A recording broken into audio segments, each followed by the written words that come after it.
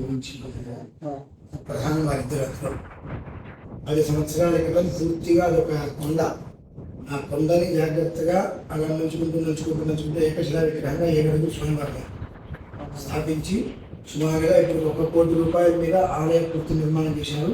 ఇంకొక 1 కోటి రూపాయలతో ఇప్పుడు రాజగోపురం నిర్మాణం కూడా చేస్తున్నారు. కాబట్టి కాటేదానండి శంషాబాద్ ఎయిర్పోర్ట్ దగ్గర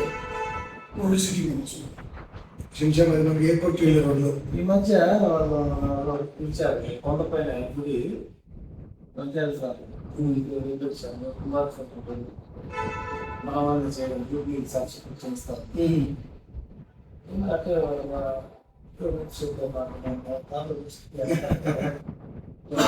చూసుకొని అక్కడి నుంచి ఓం శ్రీ మహాగణాధిపతే నమః. శాంతాకారం భుజగశయనం పద్మనాభం సురేశం విశ్వాకారం గగనసదృశం మేఘవర్ణం శుభాంగం లక్ష్మీకాంతం కమలనయనం యోగిహృద్యానగమ్యం వందే విష్ణుం భవభయహరం సర్వలోకైకనాథం. ఇవాళ ఎంతటి పవిత్రమైనటువంటి పర్వదినంగా మనం గుర్తుపెట్టుకోవాల్సిన విషయం ఏమిటి అంటే, మామూలుగానే తులేకాదశి అంటే చాలా గొప్పది, విశేషమైనటువంటిది. ఆ తులేకాదశికి శివాయ విష్ణు రూపాయ శివరూపాయ విష్ణువే అనేటువంటిది ఎక్కడా కూడా అభేద్యము లేదనే విషయం ఎలాగైతే చెప్పబడి ఉన్నదో, ఆ రకంగా వేణుగోపాల్ దీక్షితులు గారు శ్రీవారి దగ్గర ప్రధానంగా ఉన్నటువంటి అర్చక స్వామి వారు వేణుగోపాల్ దీక్షితులు గారు ఇవాళ మనకు వేములవాడ రావడం జరిగింది. మనం అక్కడికి వెళ్ళి చూసుకోవటము ఒక విధానం అయితే, సాక్షాత్తు ఆ వెంకటేశ్వర స్వామి వారికి దివ్యమంగళ విగ్రహ దర్శనంలాగా ఈ రోజు మనం తులేకాదశి రోజున వారిని దర్శనం చేసినటువంటి భాగ్యం, ఆ భాగ్యం వారు మనకి ఇచ్చారందుకు చాలా సంతోషంగా ఉంది. ఇది మనం గుర్తు పెట్టుకోవాల్సిన రోజు. మనం భగవంతుడి కోసం వెతుక్కుంటూ వెళ్తాం ఒకటైతే, భగవంతుడు తనంతట తాను వచ్చి మనకు దర్శనం ఇవ్వాలి అనుకోవడం అనేటువంటిది కొన్ని రూపాంతరాలుగా జరుగుతూ ఉంటాయి. మనం మామూలుగా దేవాలయానికి వెళ్ళగానే క్యూ లైన్లో వెంకటేశ్వర స్వామి వారి దగ్గరికి వెళ్తాం, ఏడుకొండలవాడ అనుకుంటాం. దగ్గరికి వెళ్ళగానే కళ్ళు మూసుకుంటాం, అంటే మనకు ఆ భాగ్యం లేదు అని అర్థం. ఆ దివ్యమంగళ విగ్రహాన్ని కళ్ళారా వీక్షించగలగాలి. ఎక్కడికి వెళ్ళగానే కళ్ళు మూసుకుంటాం, కళ్ళు తెరిస్తే వాళ్ళు తోసేస్తారు. అంటే మనకు ఆ భాగ్యం లేదు, కర్మ ప్రార్థాన్ని తప్పించుకునేటువంటి స్థితి ఇంకా కలగలేదు అనేటువంటిది స్వామివారు చెప్పేసి ఉన్నారు. వారు కనుక దర్శనం ఇవ్వాలి అనుకున్నట్లయితే ఇలాంటి చక్కటి పర్వదినాలలో ఈ రకంగా మనకు దర్శన భాగ్యం ఆయనే వచ్చిస్తారనేటువంటిది ఈ ప్రత్యక్ష నిదర్శనంగా నా మనసుగా కనిపిస్తుంది. వీరు కూడా కీసరగుట్ట రామలింగేశ్వర స్వామి దేవాలయంలో ప్రధాన వేద పండితులు, అన్నవరపు సూర్యనారాయణ శాస్త్రి గణపతి గారు తిరుమల కొండ మీద వేద పండితులు. వీరిద్దరూ ఒకటిగా అయితే సాక్షాత్తు తిరుమలేశ్వర అంటే గొప్పగా చెప్పట్లేదు, వారు ఉన్నారని వారి ముందు చెప్పట్లేదు. ఒక భాగ్యం మనకు కావాలి అని అంటే జన్మల సుకృతం ఉండాలి అని అంటారు.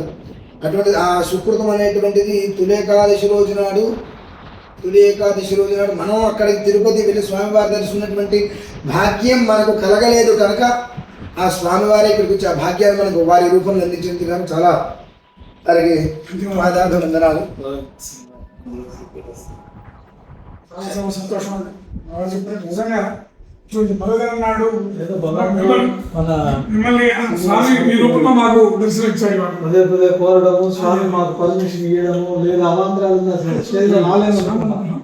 ఇక ఎట్లా చెప్పాలని వాళ్ళని చదువుకోవాలని చూసారు అనుకోండి, మళ్ళీ అది పోస్ట్ పోన్ చేయించి ఆ కార్యక్రమాన్ని అది కూడా దేవుడు అనుకునే లేకపోతే పోస్ట్ పోన్ కాదు. పోస్ట్ పోన్ ఆయన ఒప్పుకోలేదు అనుకోండి, వెంకటేశ్వర ఏం చేస్తాము, శనివారం కార్యక్రమం చేయాల్సిందే. ఇదంతా మా బావగారి అదృష్టం. ఏ సమయంలో ఎక్కడికి ఎట్లా అనుగ్రహించి పంపిస్తారో మనకు తెలియదు, అంతా ఆయన నిర్ణయం.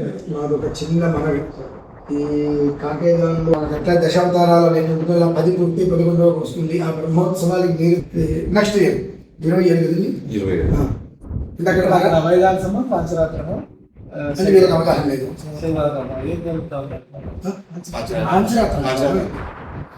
భద్రాచలం నుంచి అర్చక స్వామి వారు అక్కడే ఉన్నారు పూర్తిగా.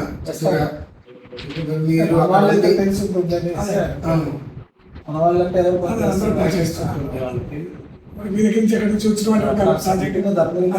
పిల్లలు ఆల్మోస్ట్ ఎవరున్నా పాపం అక్కడ ఉన్న వస్తుంటారు కానీ చూసారంటే మిమ్మల్ని ఎవరు మర్చిపోలేదు. అందుకన్నా ఒక్కసారి ఎప్పుడు వస్తుంది అది? అది వచ్చే సంవత్సరం మే జూన్లో ఉంటుంది.